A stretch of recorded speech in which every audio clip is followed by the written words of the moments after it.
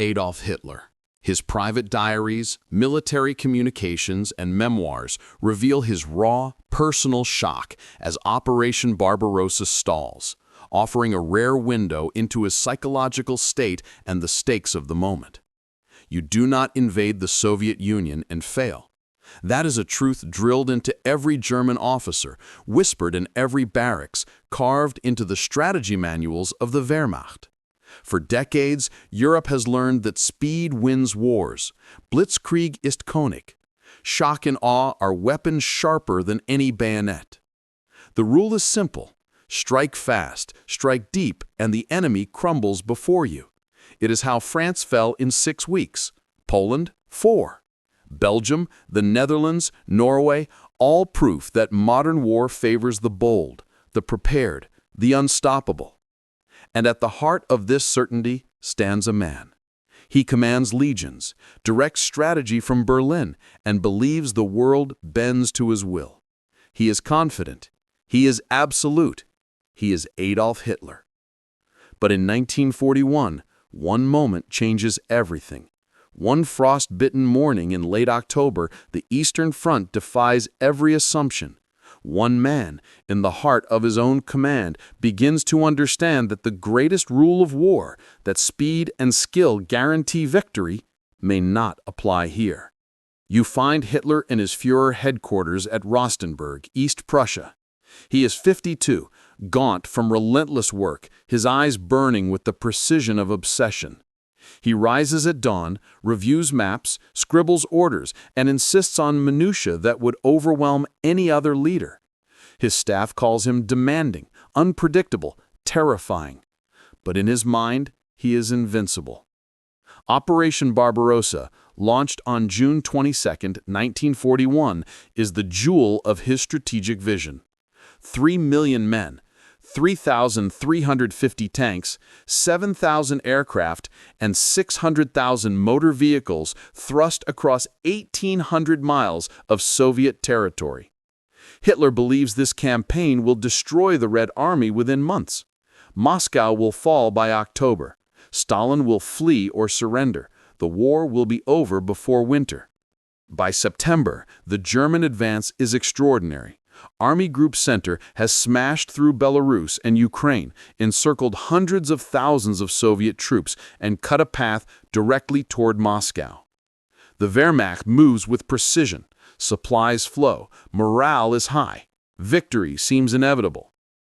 And yet, there are cracks you can see from the maps.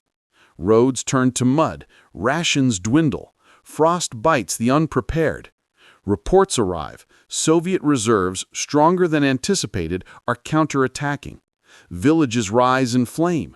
Trenches deepen with each inch of resistance. By late October, Hitler senses something impossible. Army Group Center is only 20 miles from Moscow, but the city holds. His generals urge caution. They warn that supplies cannot keep pace, that tanks will stall, that the weather is a weapon the Wehrmacht has not respected. And for the first time, Hitler feels doubt. Real, human doubt. He faces a challenge that he cannot simply issue an order to overcome. October 15th, 1941. You are in the Führer bunker. Maps spread across the table, pins marking every kilometer of advance. The temperature outside has dropped to -5 degrees Celsius. Mud has frozen in ruts, then cracked, then refrozen, creating a quagmire that swallows trucks and artillery alike. You hear the radio. Reports flood in. Army Group Center has advanced only 12 miles in the past week. Soviet resistance stiffens. Casualties mount. 40,000 men are wounded. 18,000 tanks are immobilized or abandoned. Fuel stocks are dangerously low. Hitler slams his hand against the table. The sound echoes across the room. He studies the map. Moscow looms ahead, 30 miles distant. Tanks are stalled at 1,500 yards. Infantry struggle through mud up to their knees. Artillery can't keep up. Supply convoys are ambushed. 1,500 yards to the city. 1,200 yards, 900 yards. The Red Army counterattacks. T-34 tanks roar out of the forests, their 76.2 millimeter guns slicing through panzers. Infantry grenades explode in streets and rail yards. German troops, exhausted, hungry, and frostbitten, dig in wherever they can. Hitler orders more Luftwaffe support. Dive bombers scream overhead.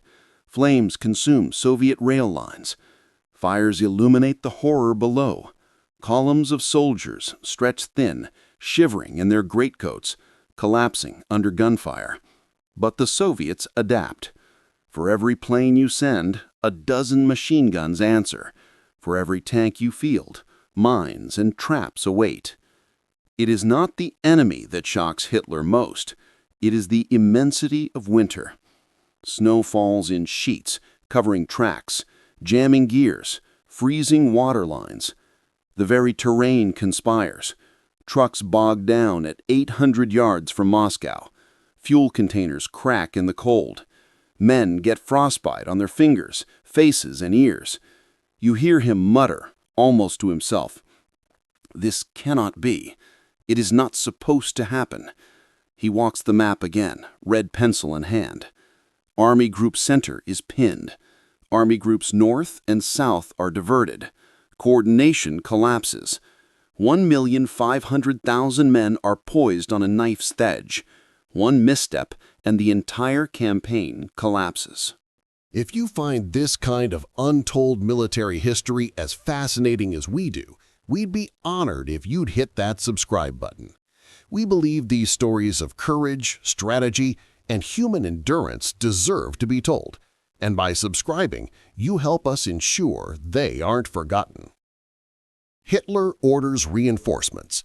Panzer divisions rotate. Infantry brigades march through mud. He consults maps for hours, adjusting, recalculating, but the snow keeps falling. Supply lines stretch 1,200 miles from Warsaw. Railroads freeze. Horses and men alike exhaust themselves. 50 trucks break down per day. Communications falter. 1,500 yards. 1,200 yards. 1,000 yards. Soviet artillery opens again. 2,000 shells per hour rain down on German positions. Soldiers shout orders they cannot hear. Officers, exhausted, argue over priorities. Fuel, ammunition, food, morale. Hitler retreats to his private office. Alone, he lights a cigarette. Smoke curls through the dim room. He contemplates Moscow. He imagines Stalin watching from the Kremlin, safe, unshaken. And he realizes the war will not end in autumn. The Soviet Union cannot be crushed in weeks. The German offensive has stalled. 200,000 men are trapped in pockets. 1,500 tanks are out of action. Winter is advancing at 10 miles per week. And you can almost hear the Wehrmacht whisper the truth. We cannot win this. November arrives. Snow covers roads, fields, and forests. The first frostbite cases arrive at the field hospitals. Vehicles are abandoned. Food rots. Morale cracks. Hitler issues desperate orders. Push forward, do not retreat. But the generals hesitate. Supply is impossible. 800-mile supply chains stretch across frozen wastelands. Soldiers freeze at night, dream of home, dream of warmth. 1,500 yards, 1,200 yards, 1,000 yards. Moscow remains, and Hitler, once unstoppable, must face the unimaginable. He cannot impose his will by command alone. The enemy endures. The terrain endures. Winter endures. The repercussions ripple outward. The Soviet command, initially shocked by the German advance, now senses hope. Stalin orders strategic reserves forward.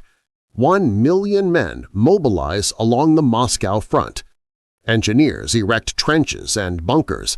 Rail lines carry fresh ammunition, rations, and tanks.